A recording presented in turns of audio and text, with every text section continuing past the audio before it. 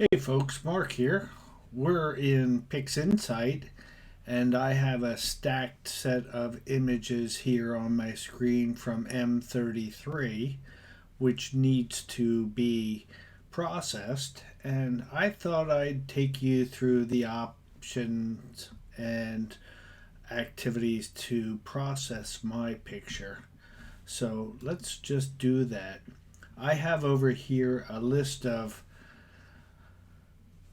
subprograms or icons that I use to perform my calibrations and my processing. So I have Debear and One Shot Color for the pre-processing, screen transfer function, cropping function, background extraction, color calibration, noise reduction, history transformation, curves, and uh, color removal, and then changing the color profile.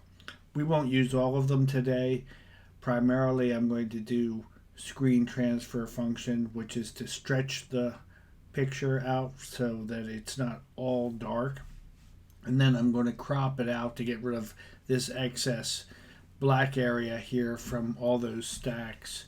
Then I'm going to do some background extraction to get rid of the gradients in it, and we'll see that later. Then I'll color calibrate it, and then I'm going to do histogram transformation, and then I'm going to save it.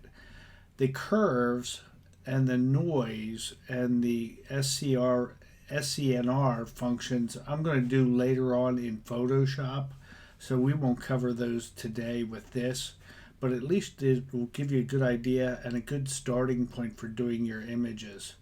So with that said, let's go ahead and stretch this guy and see what happens. And there we go. We've stretched it. We've got these stacks. We've got a lot of noise going on here. Not noise, but artifacts left from dust on the sensor. So we can't really do anything about that at this point. But in order to get rid of those dust bunnies, you would do flats, which will take images of the unit and then process them out during the stacking process. So anyway, we've got the unit stretched. Let's go over here to dynamic crop. We'll double click on that, and a white line shows up about the image, and then we can go up here to the top. We can pull down to a point where we're happy, pull over to a point that we're happy, pull up to a point that we're happy, and then finally pull over to a point that we're happy. I'm going to get rid of that last dust bunny. And of course we got a few dust bunnies still there, but I'm not really too terribly concerned about them for this process. So we've got our image here. It's stretched. We go over to our dynamic crop window here. We hit the check mark saying we're complete. And now we go over here to the bottom of our thing and we say, let's go ahead and bring that up. And as you can see, we've really brought out, just by doing the stretch function and crop function, we've brought out a lot of that information. So let's go ahead and close the dynamic crop here, and let's use the background extraction and try and get rid of some of the gradients. We'll take a look and we'll see where the gradients are here. Once we do that, all I'm going to do here is take that icon, drag it over here, and we've done the background extraction.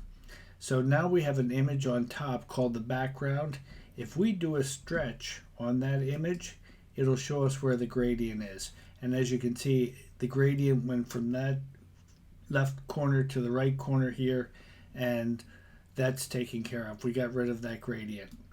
So we'll close that out. We'll re-stretch our image, and we've got a little bit more data to work with. So at this point, we're going to do a color calibration. Let's go ahead and click our color calibration file. And what I'm going to do is we can drag and drop the color calibration, but I'm going to do something a little bit more. I'm going to open up my color calibration tool, and we have a white reference and we have a background reference. We can choose an all white area for the white reference, and we can choose a dark area for the background reference. So let's go ahead and do that.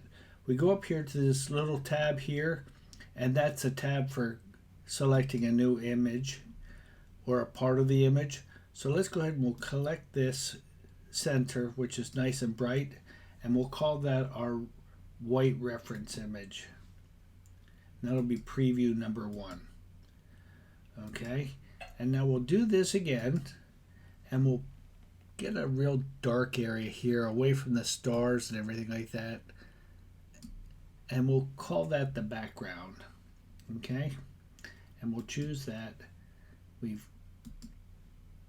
got program preview number 2 done, and now that we've got our white reference and our background reference, let's go ahead and drag our icon over there, and it's found the light and the dark, and we've got our color calibration complete. As you can see, it really made a difference there.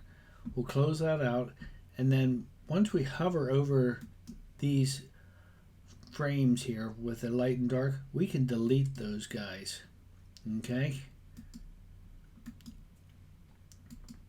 and there we go. We're back to our original image.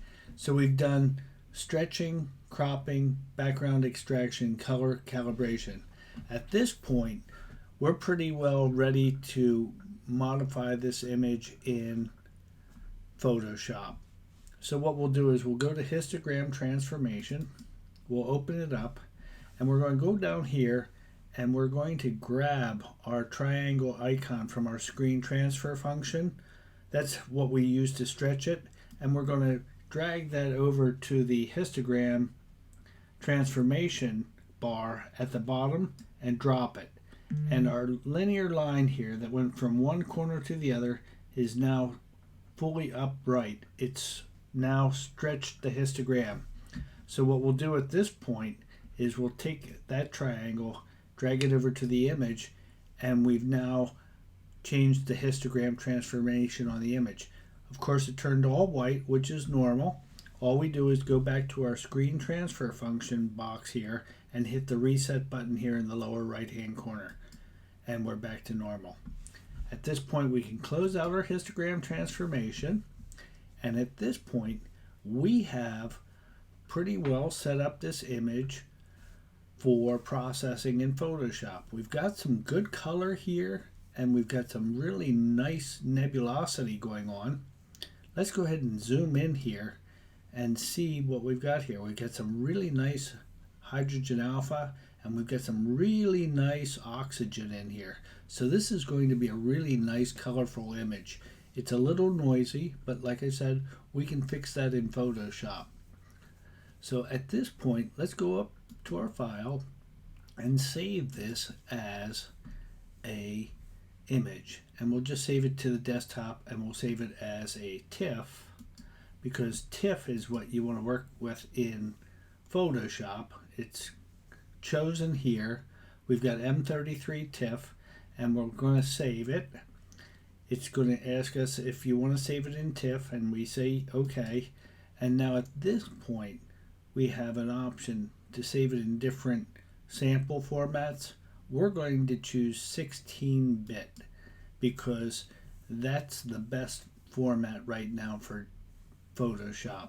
It doesn't have too much data. With 32-bit, we'd have to convert it in Photoshop back down to 16-bit. So I choose to do it before we even get to Photoshop. So we hit OK. It's now saved onto my desktop as a 16-bit TIFF, and we are ready to go.